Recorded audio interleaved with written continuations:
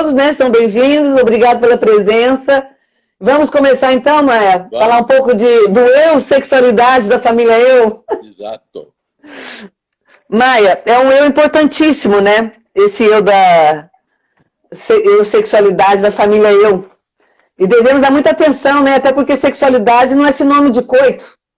Não, e ela não se limita à procriação, né? E tu vê, né, se nós olhar assim, então, para o início de entendimento, para fazer a família eu, tem que ver algo ligado a uma ligação de homem e mulher através da paixão, e aí, da paixão sempre se implica em sexualidade, né?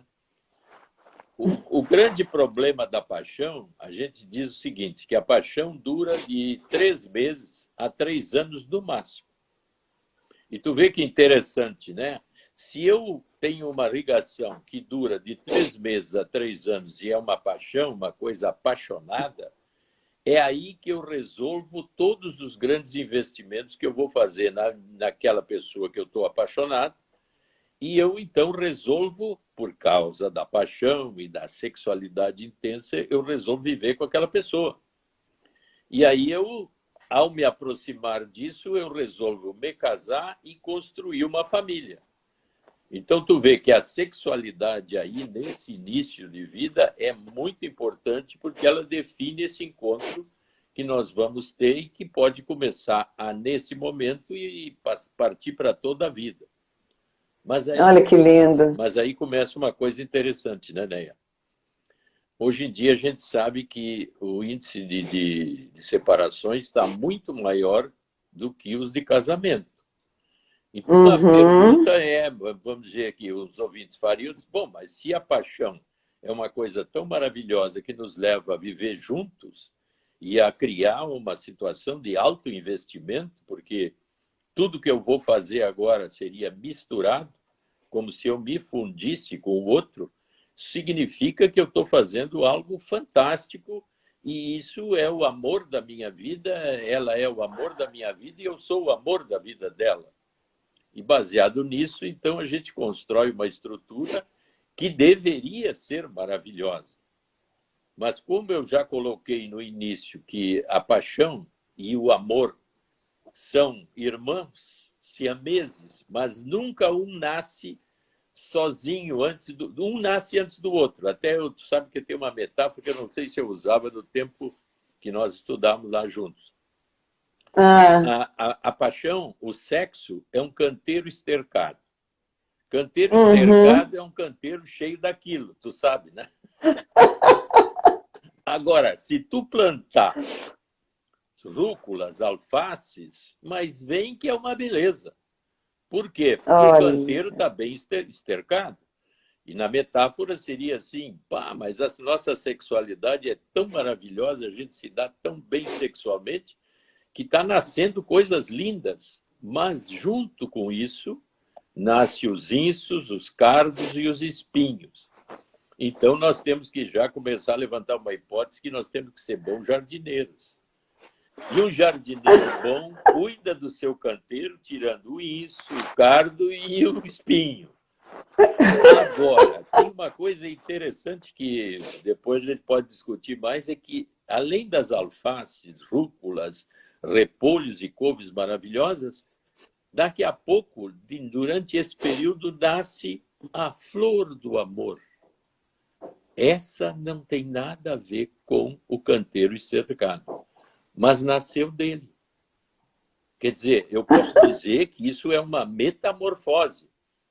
Aquela larva horrorosa que come folha, fica gorda, que é um negócio, e depois se fecha numa crisálida, morre e dá uma borboleta. Mas como? Olha, o que eu sinto por essa mulher e o que essa mulher sente por mim é amor. E esse amor não vai terminar nunca. Mas o que se nota, né? Bonito isso que eu disse, mas na prática, né? O que acontece? Essa é a questão, né? Mas aí, dentro do que você falou, o sexo é um aspecto da sexualidade. Ok? Mas nós sabemos que a sexualidade é a energia que motiva a encontrar o amor. Contato e intimidade. E se expressa na forma de sentir, nos movimentos das pessoas e como essas tocam e são tocadas, que é o que você está bem colocando. Exato. Então, nesse sentido, você acha que a pandemia da Covid-19 está impactando negativamente a sexualidade das pessoas e até mesmo gerando traumas? Claro, porque o grande problema das relações normais, tirando a pandemia, significa o quê? Que eu tenho uma relação muito boa com o meu parceiro, com a minha parceira, e o que significa isso? Que eu vou para o meu trabalho, eu fico lá 12 horas, eu dá vontade de eu ligar para ela ou para ele, porque eu tenho saudades, eu tenho coisas que eu faço, eu saio de casa, enfim, uma série de coisas que é a nossa vida comum. Agora, tu pega essas pessoas e mantém juntas, como tem casos, 70 dias juntos.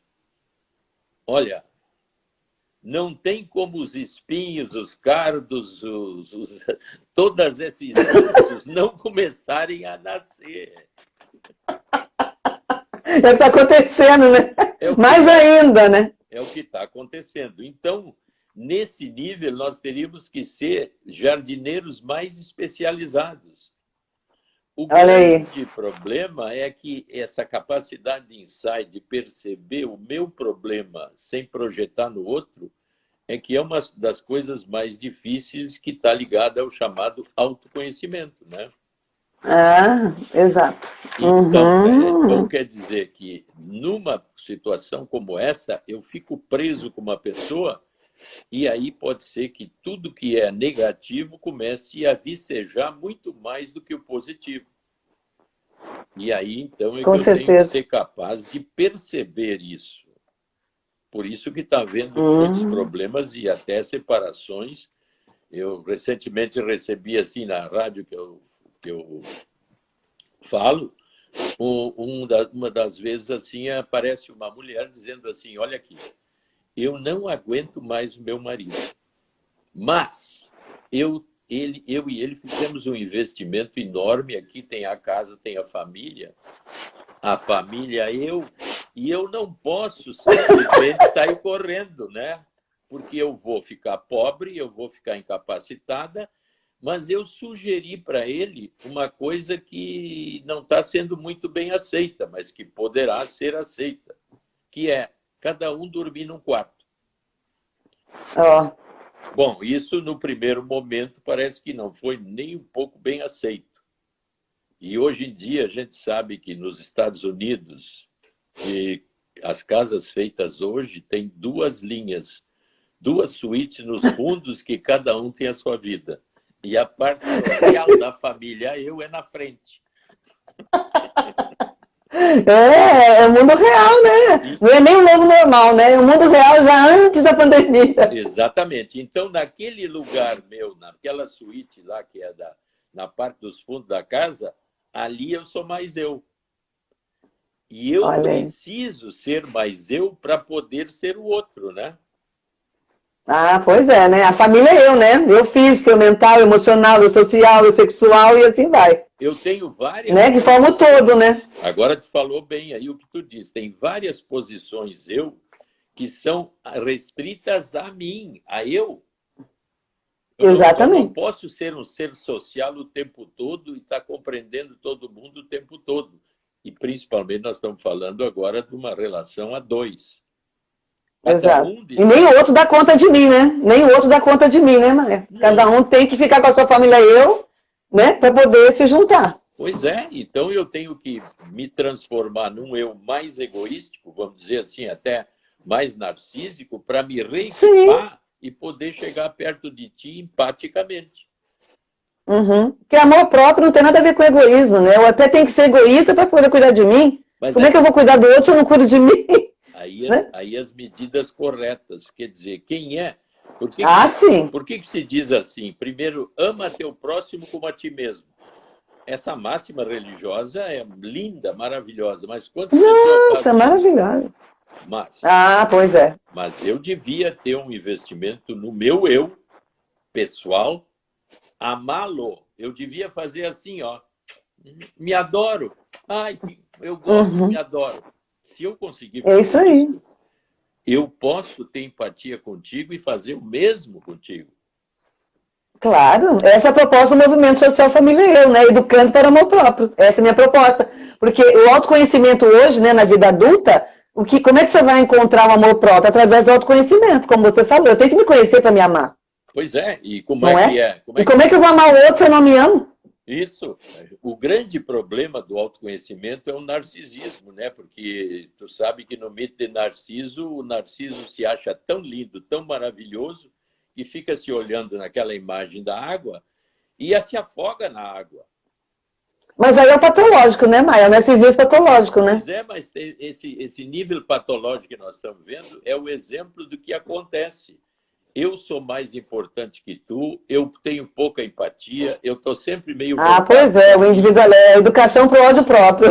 Lado próprio. Né? E aí Exatamente. Outra coisa que acontece, assim, que é muito sugestiva. A definição hoje do nosso homem moderno é narcisista, personalidade imatura e quem é culpado da minha vitimização? O mundo lá fora, os outros, a minha mulher, o meu marido, os meus filhos, os meus amigos. Você falava muito disso. Olha aí, né, e eu tenho certeza que é assim, não vai me dizer que eu estou falhando, porque é verdade. O inferno são os outros. Claro, a projeção, né? A gente projeta, né, a merda no outro e fica com o que é bom pra mim. A velha projeção de Freud, né? Mas, Maia, você sabe que o amor próprio, né? O amor próprio ele tem seus elementos, né? E a sexualidade também está relacionada, né, a esses elementos do amor próprio. A autoestima, a autoconfiança, a autorrespeito. Ela também é influenciando positivo e negativamente nossos pensamentos, claro, né? Os sentimentos, as ações e integrações. Consequentemente, influenciando a saúde integral, que é o que eu falo hoje muito sobre a saúde integral, né? Saúde física, saúde mental, saúde emocional, social, etc. Diante desse fato, nós podemos dizer que a sexualidade afetada pela quarentena, ela não pode ser generalizada? O Hernani Tauil entrou aí, ó, um primo meu, lá de Guaxupé, Minas Gerais. Seja bem-vindo. Não, a quarentena tem um efeito altamente negativo na sexualidade, porque eu te falei antes que o fato de sair de perto e de ficar um dia fora, ou horas, 12 horas, 10 horas, 8, cria uma condição de saudade, de vontade de voltar para casa e ter uma intimidade que foi, vamos dizer assim, manipulada para o bem pela distância. Se eu não tenho distância do outro, eu não tenho intimidade. Porque o outro fica... O excesso de presença. A intimidade tão presente, tão fusional, ela é problemática. E aí acaba com, até pode matar o desejo, a vontade da sexualidade, de estar junto, no sentido do desejo do outro. O desejo precisa um espaço de distância para se realizar. Se eu estou muito em cima de uma pessoa, eu perco a capacidade de estar separado, desejante. Olha aí. Se eu estou tão ali, onde é que está o desejo? É a mesma coisa que uma comida. Eu me empanturrar, daqui a pouco eu não posso nem olhar. Porque eu estou muito perto. Eu não tenho como ter aquela fantasia de encontrar aquilo que eu gosto.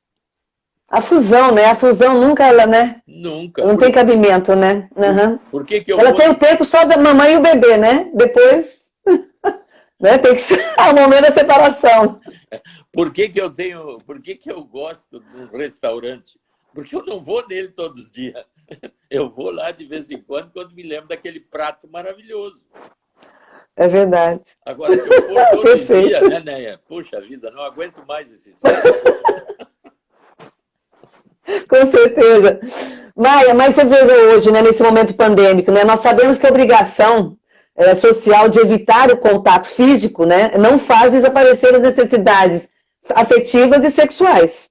Então, diante desse fato, você acha que é possível, né, que tenhamos um contexto mais grave do que houve com a epidemia da AIDS, já que o coronavírus, o contágio se dá de outra forma? É que eu acho que esse coronavírus ele teve um efeito global, quer dizer, pegou todo mundo. O da AIDS ficou muito restrito a uma situação mais problemática na linha da sexualidade, e mais ligado à homossexualidade, né? Que foi a grande quantidade de homossexuais que morreram em função da AIDS. Então, ela não teve o impacto que essa está tendo. E, ao mesmo tempo, tu vê que aí nós temos que levar em conta outra coisa, porque, além da coisa sexual que nós estamos falando agora, nós temos que levar em conta o impacto econômico-social. E se eu tenho esse impacto econômico-social, além da presença constante com o outro, ainda tenho que viver uma perda econômica que me deprime, porque tu sabe que o nosso mundo hoje é... Onde é que está o dinheiro? Siga o dinheiro e serás feliz. Quer dizer, quando falta o dinheiro, imediatamente eu começo a ficar infeliz. Então, o meu desejo, que seria assim, ele para me vicejar no desejo, eu tenho que estar satisfeito numa série de coisas básicas. Por exemplo, a alimentação, o jeito que eu trabalho, as relações que eu tenho na família, as relações com meus amigos, a capacidade de ser respeitado. Tudo isso me faz capaz de eu ter desejos mais sofisticados, como propriamente... A pirâmide, né, das necessidades, né? Das necessidades. As necessidades básicas que vai... Então, o desejo sexual, estar desejando uma intimidade sexual com alguém, eu tenho que ter todos esses aspectos básicos cumpridos, ou pelo menos me deixando satisfeito, capaz. E a pandemia ainda traz mais isso. Quer dizer, eu não posso abrir meu restaurante, eu não posso abrir meu bar, eu não posso abrir minha loja, eu não posso mais. Eu perdi o emprego. Eu não tenho mais condições de trabalhar. Eu tenho uma reservinha que dura 4, 5 meses. E aí, e agora? Quer dizer, a relação a dois vai ser de queixas constantes em relação ao social. Então, o desejo, que é uma coisa que está na ponta, vamos dizer, o ápice da pirâmide, embora venha de uma base bem arcaica, mas as minhas satisfações gerais têm que estar bem urdidas e tranquilas, porque senão eu não posso ter desejo, e isso vai, então, impactar a relação a dois, né? E muito, né? Você viu que o divórcio aumentou, assim, absurdamente, né? Exatamente. Durante a pandemia. As academias... E, Maia, você acha que a pandemia, né, do coronavírus, ela provocará mudanças no modo como nos relacionamos sexualmente? Não, eu acho que não. É só passar essa coisa mais... porque eu acho que a pandemia, tanto no sentido da doença física como da doença econômica, é uma pressão que vem de fora. Tu vê que até há pouco tempo a gente se considerava o grande predador da natureza. Nós éramos o destruidor da... A ecologia é uma consciência que surgiu há pouco tempo para salvar o planeta de nós mesmos. Aí surge um vírus que é muito mais predador e é predador do predador. Quer dizer, então tu vê que realmente nós estamos sofrendo uma coisa assim muito ruim. Mas no momento que passar e a vacina vier, e tu vê que a tecnologia nossa é extremamente avançada, porque antes uma vacina demorava anos. Até hoje não fizeram a vacina da AIDS. Mas a AIDS é controlada por medicação, ninguém mais morre. Sim, uma baita evolução. Mas tu vê que as vacinas estão se propondo já para o segundo semestre agora. Já tem testes bem fortes. Então, a tecnologia nossa nos dá uma capacidade enorme de viver as coisas de uma forma bem mais rápida e mais capaz de serem enfrentadas.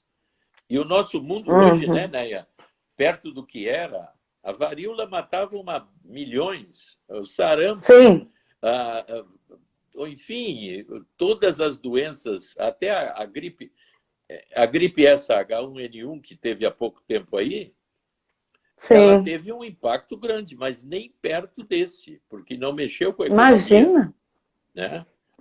Não houve problemas. Não mexeu com a família eu das pessoas, né? Porque mexeu vários aspectos, vários eus da família eu, né? Exatamente. Mexeu eu financeiro, eu profissional, eu sexual, eu emocional, olha quantos eus, né? Pois é. Que esse coronavírus mexeu, né? Então, eu acho que as dimensões da mexida eu, em cada uma dessas dimensões que tu fala, e tu coloca assim muito bem, Obrigada. ao serem, vamos dizer, resolvidas com a vacina, provavelmente nós vamos voltar a viver muito bem de novo. Eu não vejo que... Tá. Porque a humanidade está nesse planeta há alguns milhões de anos já, né? Eu diria assim que hoje estão vendo assim que estruturas de civilizações mais antigas, agora há pouco tempo eu vi, que remontam a quase 100 mil anos atrás pelos os monumentos de pedra datados hoje. Então, as civilizações vão e vêm, né? A nossa, tecnologicamente, parece que é a mais avançada, mas eu acho assim que pode ter havido civilizações tecnológicas muito boas, mas que se destruíram. E, hipoteticamente, a gente sempre diz assim, que uma civilização não se destrói quando ela sai do planeta. E nessa década, nós vamos ter uma colônia na Lua. E, em 2030, nós vamos ter uma colônia em Marte. Então, olha só. Então, quer dizer, Néia, não vai acontecer nada demais além disso. Olha só. Então, como tu diz, os nossos eus vão aparecer no planeta. E ali em 2030, por aí, vai nascer o primeiro lunático, que é o primeiro nascimento da Lua. A família eu lunática. A família eu lunática. É lindo, né? É lindo. Maia, mas assim, falando do desejo, da libido, né? O contexto, né? Hoje, nós temos aí, por um lado, relatos da diminuição da libido, né? Com queda de autoestima, né? O amor próprio, irritação, desgaste pela convivência com a família, né? No mesmo espaço, variações de humor, aumento do medo e da ansiedade, como você mesmo falou agora há pouco. E, por outro lado, também, há inúmeros relatos sobre aumento na masturbação, consumo de pornografia e de exposição até na rede, né? Exposição de si na rede. Você acha que essas diferenças, elas ocorrem independente da pandemia? Ou seja, elas variam de acordo com a experiência subjetiva e social de cada um, com a sexualidade e com a pandemia? Sim, tu vê que com a pandemia não tem dúvida que tudo que tu falou é verdade, mas as problemáticas sexuais a gente sabe que são independentes e antes da pandemia já existiam. Até me lembrei de uma crônica... Só potencializou. Até me lembrei de uma crônica na Folha de São Paulo da Tati Bernardes, é uma cronista da Folha de São Paulo. Então ela dizia assim, isso ela escreveu na crônica, que ela tomava um antidepressivo e, como alguns antidepressivos, diminui a capacidade orgástica. Então, ela descobriu um aparelhinho que, ao ser colocado no clitóris, levava ela ao orgasmo. Então, foi um avanço fantástico.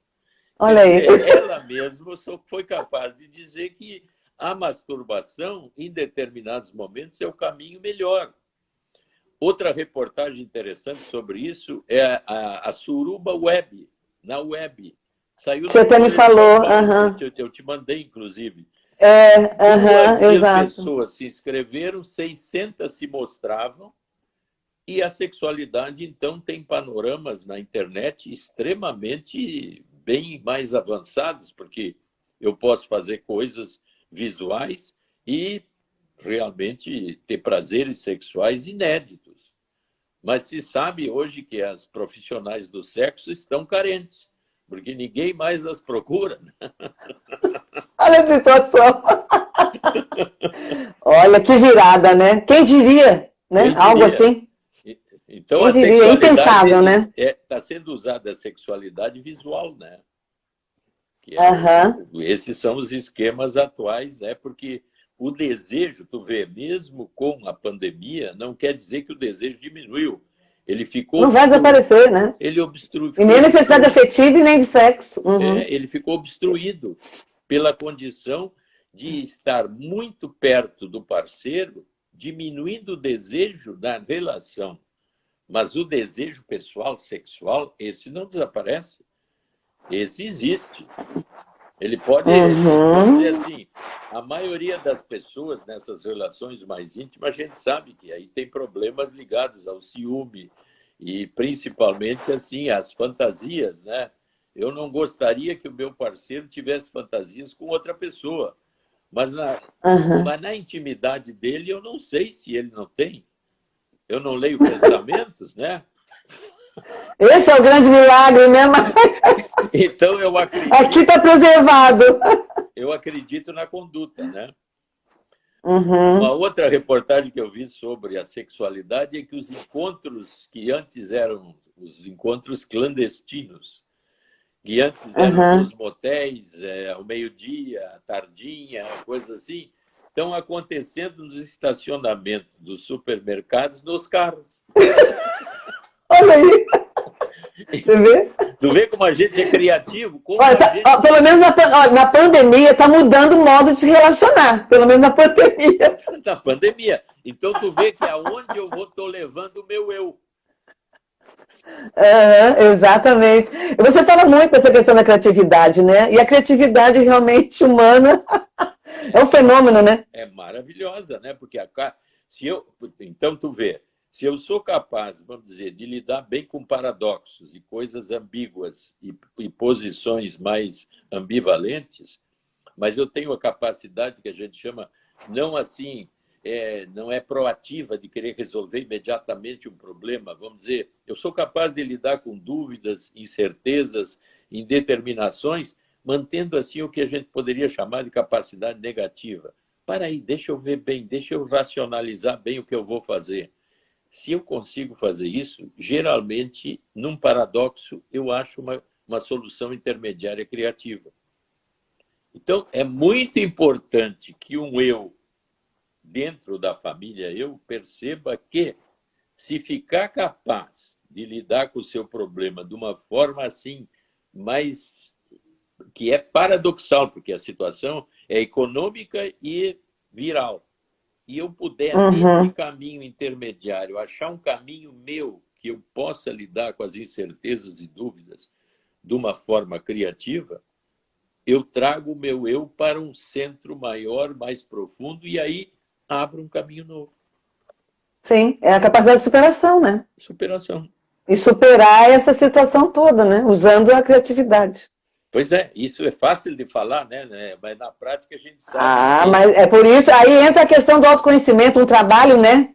Interno bem profundo, né? De amor próprio, cuidado próprio, para numa situação tão dramática, você não se desorganizar, né? A ponto de suicidar, por exemplo. E se chega num ponto assim que você está ficando cada vez mais deprimido, mais ansioso, mais incapaz, então a ideia é sempre procurar um auxílio, porque se eu me olho só no espelho, eu só enxergo a mim. Eu preciso ter um espelho que me veja realmente e me diga o que está acontecendo pelo que eu relato. Aí nós estamos nos aproximando de um reflexo positivo do eu que pode ser absorvido por mim, porque tu me enxerga e me diz, olha, Maia, eu estou vendo que isso... mas eu não tinha me dado conta. Pois é, pelo que tu me disse, eu cheguei a essa conclusão. Mas é interessante. Quer dizer, eu saio de mim e abro um campo novo de autovisão. Que é o que Sim, é a própria psicoterapia, né? Que é a tratamento psicológico, né? É isso. Mas tu sabe que nós somos vítimas, a maioria de nós, do que a gente chama psicofobia. O que a Neia vai dizer que eu não sei? Para, Neia!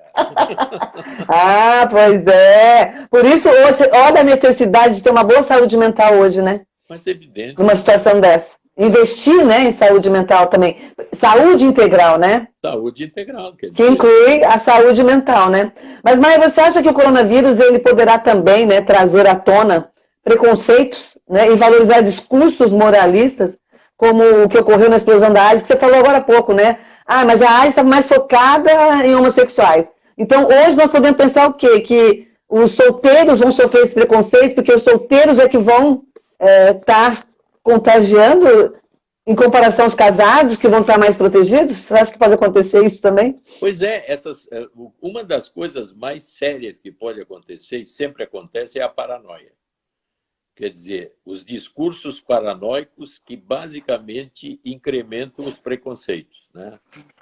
Então, isso vai acontecer o tempo todo, porque sabe que as pessoas tá cheio de lives ou postagens, né, chamadas fakes, né?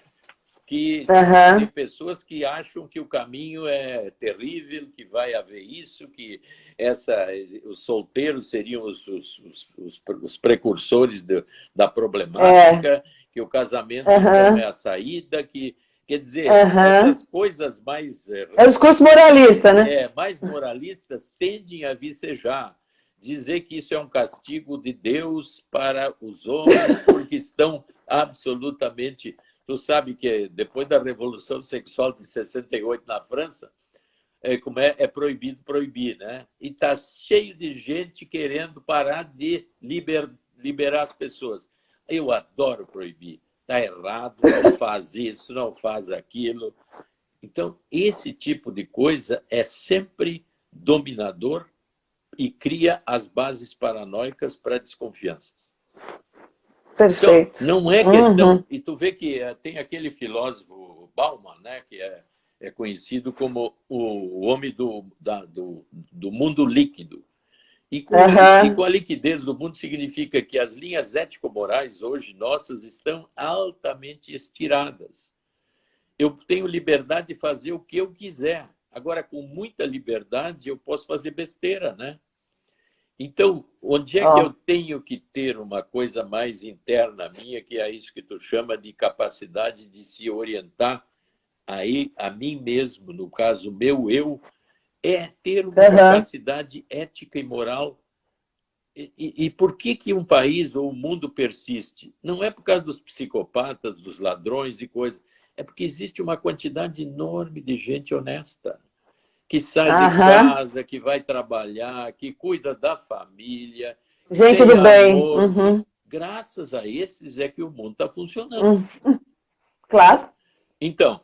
Discurso de amor, né? Não só discurso de ódio, né? Discurso de amor. Então, se eu me der conta que, já que eu não posso mudar o mundo, que eu me dê conta e mude a mim, e me dê conta disso, e me ame, e aí, portanto, empaticamente ame a minha família, e esse eu, então, possa ser doador de afeto e de amor, eu estou fazendo a coisa mais importante possível pelos outros, a partir de mim. Então, sempre, né? Esse é o caminho, né? Tudo começa em mim, né? Tudo começa em mim. Né? Tudo começa em mim, como tu diz, é o meu eu que eu tenho que cuidar muito dele para poder cuidar do mundo. Porque eu sozinho cuidar do mundo não posso. Agora, cuidar de mim, da minha família, isso aí eu tenho condições, desde que eu tenha essa visão. Claro. E, Maia, aí você veja, nós sabemos que a população brasileira, em geral, ela é inadequadamente educada para lidar com questões que diz respeito à sexualidade. Você acha que é preciso, dentro disso que você acabou de falar, vigilância para não transformar o coronavírus em uma doença moral? Que responsabiliza os indivíduos e isenta a responsabilidade dos governos? Claro, aí nós entramos de novo na zona do governo, né? E tu vê que no nosso país a diversidade de visões da área médica com o governo criou uma situação horrorosa, né? Horrorosa. Terrível, horrorosa. difícil. E isso deveria ter um caminho muito mais médico do que na linha econômica, porque a economia a gente resgata. Agora, a vida não dá, né? Vida Olha aí, não se resgata. Que coisa séria. Não adianta. Então, eu deveria sempre estar... não, mas sabe como é, né? Tem 9 bilhões, tem 7 bilhões e meio de pessoas, mas vamos dizer que morra assim, né? Uma percentagem, até 1 bilhão, ainda vai sobrar 6. Olha, e daí, né? E daí, né? E daí? Não é a minha família, não sou eu, né? Então... olha aí, olha a falta de amor próprio. Né? Porque o amor próprio, eu penso em mim para poder pensar em você. Sem amor próprio, eu não vou pensar em... Né? E tu vê que o amor próprio, nessa linha que tu está falando, ele é empático. Então, eu vou lá. É a única forma de ter empatia pelo outro, né? Começa comigo. Agora, ficar olhando pro meu umbigo, aí é o narcisismo, né? Aquela coisa patológica que você falou no início, né? O narcisista, ele só olha para o próprio umbigo. O outro não existe. Aí eu posso cuidar do outro porque eu sei me cuidar. Esta é a linha mais importante. Porque se eu me cuido bem, a tendência é eu ficar empático, quer dizer, ter empatia. Agora, até Exatamente. essa semana, inclusive, eu ouvi uma reportagem muito interessante num estudo de uma universidade americana, que quando a criança tem 2 anos, tu deve dar um cachorro para ela. Por quê? Porque gera um alto nível de empatia e, ao mesmo tempo, a capacidade de, cuidando do cão, cuidar de si mesmo. Limites. Então, dos 2 aos 6 anos, deve-se ter um cão para ter isso que tu está falando agora. Para mim, ter mais capacidade de fundar esse eu, de cuidar de mim e cuidar dos outros. A primeira infância, né? A minha proposta, né? De prevenção, educação para o amor próprio no sentido preventivo, é exatamente isso, ensinar a criança a gostar dela. Né? Desde pequenininho, que é mais fácil, né? Pequenininho do que depois reeducar um adulto maltratado na infância. Você sabe disso. E tu vê que... Essa é a proposta, né? A surpresa é que um cão é capaz de criar esta condição dupla que todos querem nas crianças. Empatia. A afetividade do cão é uma loucura, né? Dos animais. E cuidando do cão, eu cuido de mim mesmo. Então, eu tenho limites. Ele tem que comer, ele tem que fazer pipi, cocô, onde eu levo, eu tenho...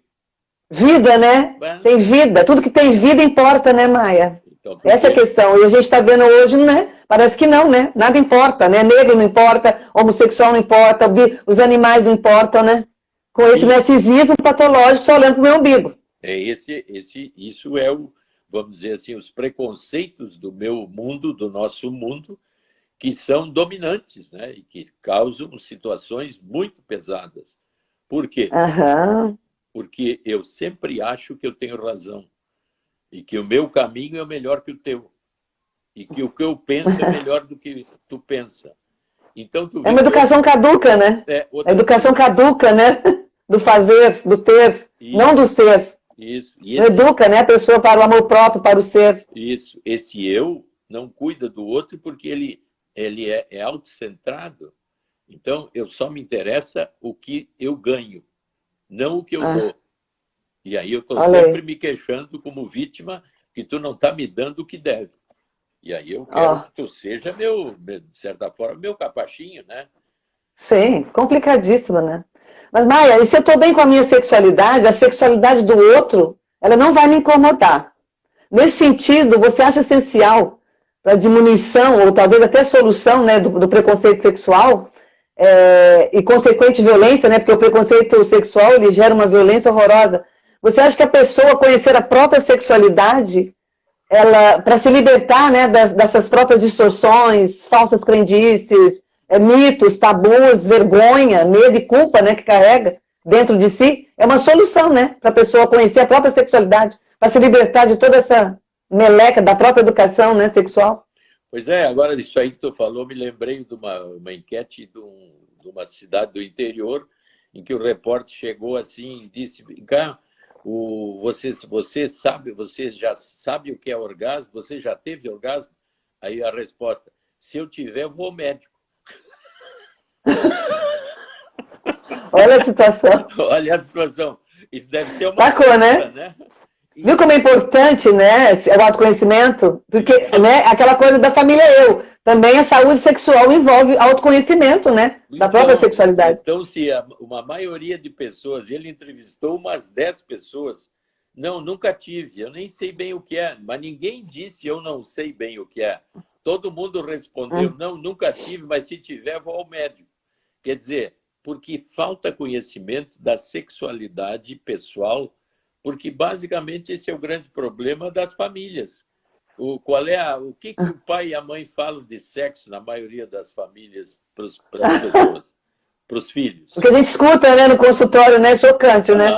Eu aprendo sozinho com meus colegas, né? Ou com agora o Dr. Google, né? Fora o que fazem, né? O que constrói na cabecinha, né? Então, com relação à sexualidade. Então, tu tem razão. A educação seria, assim, o ideal que fosse uma educação sexual na escola, já nos primeiros anos da escola, né? Que as professores pudessem, de uma forma adequada, informar ou dar essa informação para que eu entenda, né, mais de mim mesmo, sabendo a teoria. Porque como é que claro, eu vou é fundamental da minha isso. sexualidade se eu não tiver uma informação? E a maioria de nós, ou de todos, tem grande dificuldade de evoluir na sexualidade. E como tu disse bem, eu não sei quase nada, embora ache que sei tudo. Exatamente. Mas você veja, é um alto índice de analfabetismo, né, no que se refere à sexualidade. Porque exatamente por isso, porque a educação sexual oferecida para a população, ela é bastante superficial, né, Maia? Ela é limitada, ela é imbuída de preconceitos, né, mitos e tabus. É que eu sempre falo, eu penso que a educação para a sexualidade, ela deve ser uma educação que vai além, né, da instrução do uso de preservativo. Né? Ela deve discutir, dar atenção às necessidades, né, às questões referentes às variantes do comportamento sexual, à diversidade nas práticas sexuais, que são imensas, né, Maia? A diversidade é muito grande, a identidade de gênero, as manifestações singulares, né, da sexualidade, direito à não violência e à igualdade para todos, né? Independente do gênero e da orientação sexual. Isso tem que evoluir, né, Maia? Tem, mas isso depende muito, então, como tu está dizendo também, da educação e da capacidade de cada um de nós buscar essa educação, entendendo melhor, mas é que a sexualidade está sempre envolta em alto nível de preconceito e de vergonha.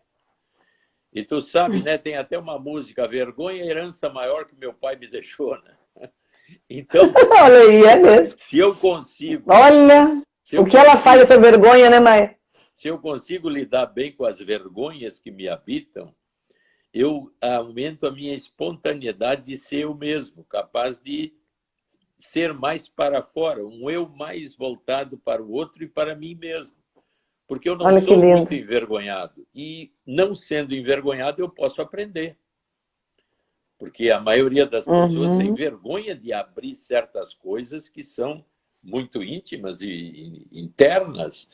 Então, vamos dizer assim, eu acho que esses avanços sempre teriam que ser, basicamente, com um acesso a essa educação mais sofisticada na sexualidade, até a busca da psicoterapia para me avaliar psicologicamente em relação à minha maneira de ser sexual. Isso eu deveria ser capaz. Vamos dizer, eu não vou fazer psicoterapia para resolver isso ou aquilo, mas então eu posso ir para eu e a minha mulher, nós irmos num determinado lugar ou numa determinada encontro para falar mais de sexualidade, para que o meu eu sexual ganhe condições mais fortes de ser mais capaz de ter prazer a dois ou prazer meu a dois. Exato. E até porque, voltando lá no começo, né, a sexualidade não se resume só ao aspecto sexual, né? Tem a questão afetiva envolvida nisso tudo. Talvez o difícil seja isso, né? Acho que a questão do afeto que cria essa coisa da vergonha. Mas aí que tá, né? Você entende? Quando eu chego quando eu passo da coisa sexual pura, daquela metáfora do canteiro, e abre o campo amoroso, hipoteticamente, no campo amoroso, a vergonha e a dificuldade deveria diminuir, deve diminuir muito, porque eu abro uma zona harmônica afetiva onde eu consigo, através do que seria este amor que transcende a sexualidade, inclusive, e aí entramos na zona da afetividade. Eu gosto de estar contigo, eu gosto de sair contigo, eu tenho saudade de ti, eu ligo para ti, pá, olha, eu estava aqui sozinho, aí me lembrei de ti. Quer dizer, esse estado afetivo é o que todo mundo busca. Mas para que ele aconteça, eu tenho que ser capaz de ser afetivo. Eu não vou ganhar essa graça do outro. Eu tenho que criar isso em mim, quer dizer, esse eu afetivo é uma criação que deve ser feita por nós mesmos e através de uma educação maior, de um saber maior. Sim. Claro que eu posso... porque se você não tem, na primeira infância, uma educação, né, voltada mais para o ser, para o amor por si mesmo, né, na idade adulta vai ter que recorrer à psicoterapia para desenvolver, né, o resgate do amor próprio. O resgate desse ser, desse eu maior, né?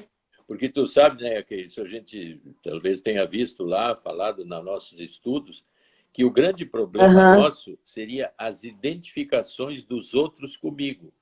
E as grandes identificações é o pai e a mãe vivendo em nós. Exato. Você falou muito disso. Tu vê isso também, isso é transgeracional. Eu posso ter uma coisa que vem do meu tataravô, porque eu não me desidentifiquei. E ao me desidentificar, eu repito, né? Eu repito e não me dou conta que...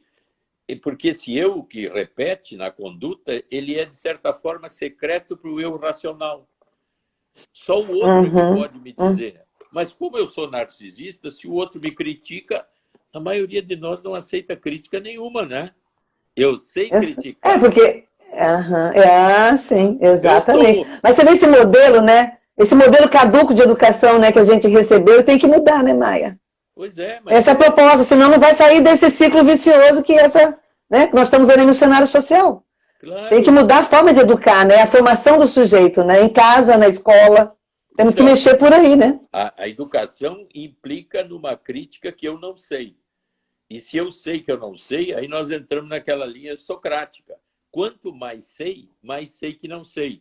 Agora, a maioria, quanto mais sei que eu digo a verdade. E vai te catar, se tu não me ouve. É isso aí. É isso aí. Então, fica Maia, nós vamos encaminhar para o encerramento, porque tá uma delícia. Queria ficar assim, olha, horas e horas e horas, viu, Maia? E o povo aqui bombando, mas eu não consigo falar nada das pessoas. Mas agradeço, né, a presença de todos. E, Maia, para fechar, porque parece que eu tenho um tempinho para encerrar, para eu conseguir gravar, né? Que essa live está tão maravilhosa que eu tenho que conseguir gravar essa live. Vamos gravar. Né? Então eu preciso o tempinho. Então, Maia, para fechar assim, né, essa coisa, você como um baita professor, você sabe que essa coisa, o quanto que a aprendizagem tem que ser tratada com afeto, né? O que falta muito, né, em casa, nas escolas, humanizar. Eu sempre falo que o amor próprio humaniza. Nós precisamos humanizar para poder realmente, né, desenvolver essa aprendizagem com afeto. Exatamente. Né? Que acolhe. E não só no castigo, nas surras, nos maus tratos, que não vai levar a nada. Ninguém aprende assim, não. Só vai repetir o que não presta. A humanização é a chave.